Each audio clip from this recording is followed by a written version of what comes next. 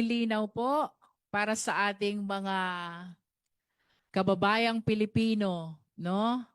Ang atin pong tinapos ngayong araw na ito, kung tawagin namin under the rules, is sufficiency in form.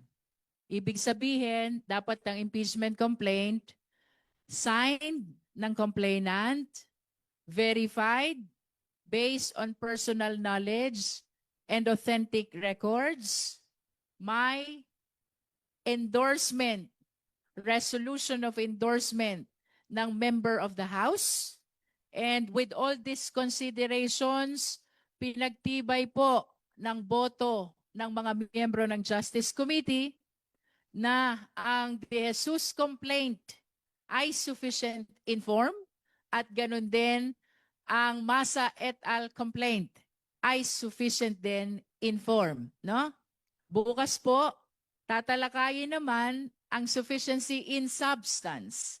Pag sinabi po nating substance, dapat yun pong mga isinulat nila doon na pagkakamali ng impeachable official, they must constitute the offense, which is the ground for impeachment. The recital of facts must constitute the offense determinative of the jurisdiction of the Justice Committee.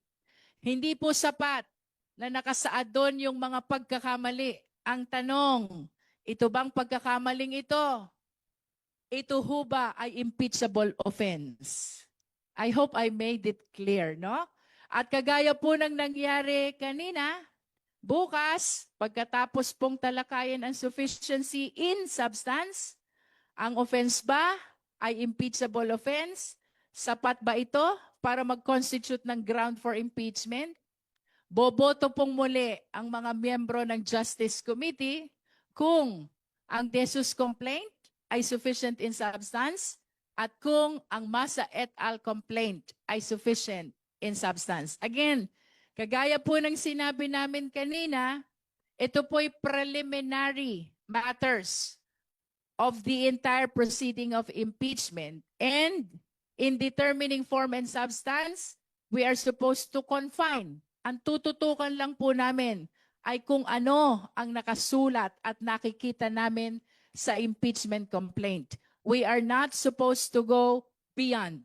Bawal pa po kaming makinig ng mga ebidensya to prove the allegations in the complaint.